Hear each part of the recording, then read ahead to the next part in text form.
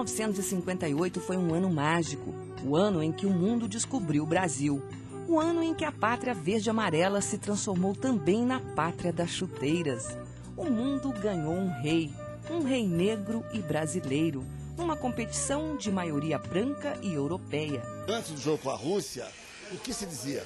Não vamos ganhar dos russos porque nós não temos caráter. Nós somos um time de mulato, de não sei o quê, de negros, inferiores, eles vão ganhar da gente porque eles fazem um futebol científico, aquela é uma bobagem lá, não tem futebol científico. Então, naquele jogo, naquele dia, nós voltamos a ficar de bem com a seleção e de bem com nós mesmos, brasileiros. Contra a força física de russos, ingleses, franceses e suecos, o futebol brasileiro mostrou arte, alegria, técnica, arrasou os adversários e encantou os torcedores. Pelé parecia em estado de graça. Pelos gramados da Suécia, driblou preconceitos e empolgou até mesmo os concorrentes. Havia um pouquinho de racismo? Certamente havia, tá? Mas é aquela coisa, na dúvida fica com o branco. Aí veio o terceiro jogo, aí botaram, aí disseram, não, aí puseram o Garrincha e puseram o Negrinho. E aí foi aquela. Dá licença. Aí sai da frente. Foi, no meu entender, a maior equipe de futebol já reunida em todos os tempos. Mas o rei não estava só. Ao lado dele, um homem de pernas tortas e uma habilidade incrível. Um jogador que conseguiu quebrar todos os paradigmas do futebol daquela época. Garrincha não recebeu a coroa, mas jamais perdeu a majestade no coração dos que o viram jogar. Eu joguei em 64 e 65. Tenho boas passagens com ele. Praticamente não treinava, ele jogava, passava a semana inteira no departamento médico e dava infiltração, e voltava no jogo seguinte. Então teve partida que eu estava pronto para jogar, uniformizado, e ele chegava. Achavam ele lá em Pau Grande, em algum lugar, e ele vinha. E como não tinha substituição naquele tempo, não tinha a famosa regra 3, eu tirava a minha camisa, tomava um banho e ele ia jogar. O Botafogo cobrava 1.000 para fazer uma partida sem o Garrincha, e 100.000 com o Garrincha. Sabe? Então ele era exigência, para onde se fosse, tinha que levar o mané. Eu tive como é que eu vou dizer, a honra, o prazer, o orgulho de vê-lo jogar. Eu vi, ninguém me contou. Ah, como é bom lembrar daquele ano. Como é bom ver e rever a grande final contra os anfitriões do campeonato. A seleção brasileira bateu a Suécia por 5-2 e levantou a Taça do Mundo pela primeira vez na história. 29 de junho de 1958, um dia que jamais será esquecido, um dia para ser lembrado sempre, principalmente para quem pôde testemunhar a felicidade de conquistar o que até então parecia impossível. O Brasil era, assim, o melhor do mundo. Eu estava em Curitiba e nos Jogos do Brasil, a gente escutava pelo rádio, jogava no Infantil do Curitiba e a gente acompanhava, você veja, não tinha televisão. Então você tinha notícias muito poucas dos jogadores e alguns jogos você acompanhava pelo rádio. Então eu fiquei muito tempo até sem saber como é que fisionomicamente eram os jogadores.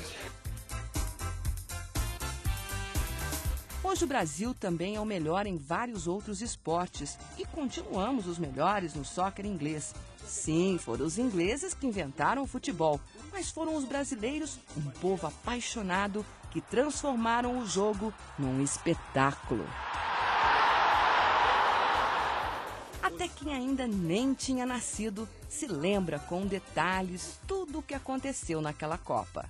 Teve um gol anulado contra a França, né? E o Bandeirinha anula o gol, né? E o narrador diz da seguinte forma: impressionante, amigos, parece que vamos presenciar uma das coisas impossíveis de ocorrer. O árbitro anula o gol de fora da área. Amigos, o Brasil está sendo furtado.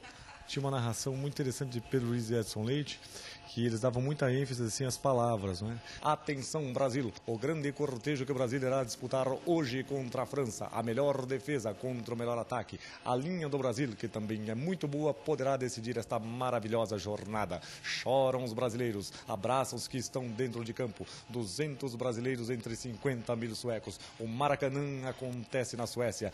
Brasil, pela primeira vez, se pode dizer, campeão realmente do mundo. Esse recupera todavia, toca a pelota para frente, recupera Nilton Santos, levanta para a área, atenção, ajeitando o peito Pelé, pintou o adversário, vai marcar, atirou,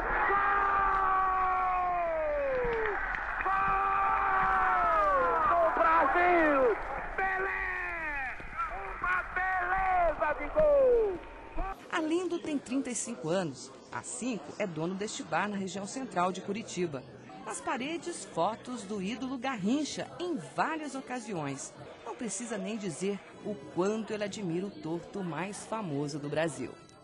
Garrincha é uma coisa que nós todos gostaríamos de ver, sabe, em cada jogador, né? Ou seja, jogava um futebol dele como se estivesse jogando uma pelada em Pau Grande. Eu só vou ao campo para brincar. Um ano depois da conquista memorável da Copa do Mundo, Garrincha voltou à Suécia com o Botafogo. O charme do campeão mundial enfeitiçou uma sueca e com ela teve um filho que jamais conheceu. Ulf Lindeberg tem hoje 49 anos. Veio ao Brasil a convite de Arlindo para comemorar no Bar O Torto as bodas de ouro da conquista da primeira Copa. Embora nunca tenha conhecido o pai pessoalmente, Ulf sempre soube que era filho de um famoso jogador de futebol brasileiro. O craque que se consagrou na Copa da Suécia. I have always known that because the parents I have in Sweden, they told me when I was about 7, 8 years, so it's no secret, no secret. Ulf conheceu as outras 9 irmãs que o pai teve no Brasil. Ele se sente muito orgulhoso de ser reconhecido como filho de Garrincha. Very, very happy to be here because he needs so much to so many people. So what I can do, I can be here, nothing more. Apesar das pernas tortas, o jogador era cheio de confiança quando o assunto era mulher. Elza Soares não resistiu às investidas do jogador, com quem viveu um tórrido romance.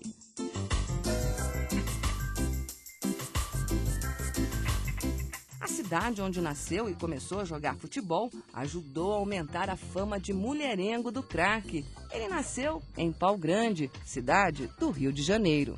O que o Mané Garrincha derrubou de mulher aí, não está escrito. Ele era o verdadeiro Juquinha.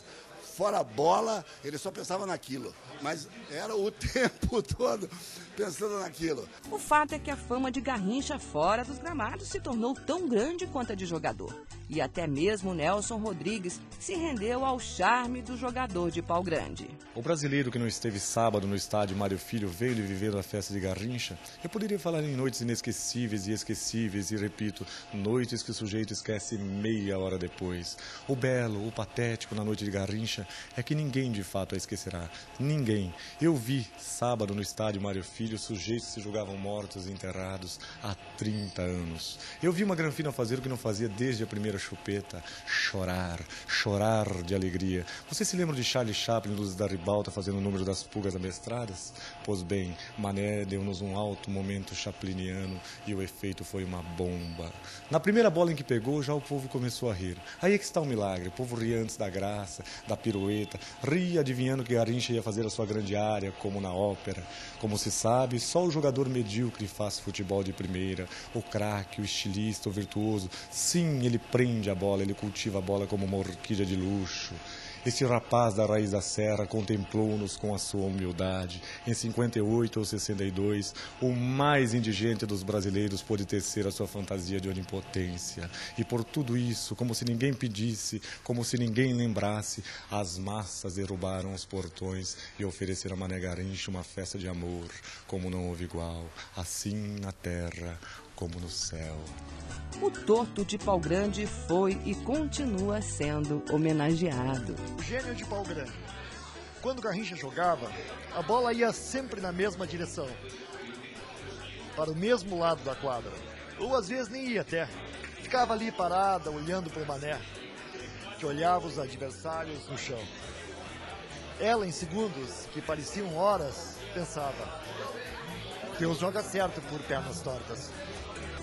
A Copa que apresentou ao mundo Pelé e Garrincha nos deu muito mais do que uma taça. Fez os brasileiros acreditarem que vale a pena sonhar. Hoje, já somos pentacampeões.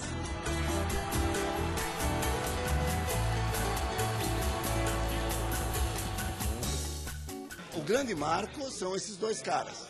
Que é como dizia o Nilton Santos depois. Vocês acham que a gente foi campeão do mundo por causa do Nilton Santos, do Bellini, do Orlando? Nós fomos campeão do mundo por causa do Garrincha e do Pelé. Gozado, um mulato, que é o Garrincha, e um negro, que é o Pelé.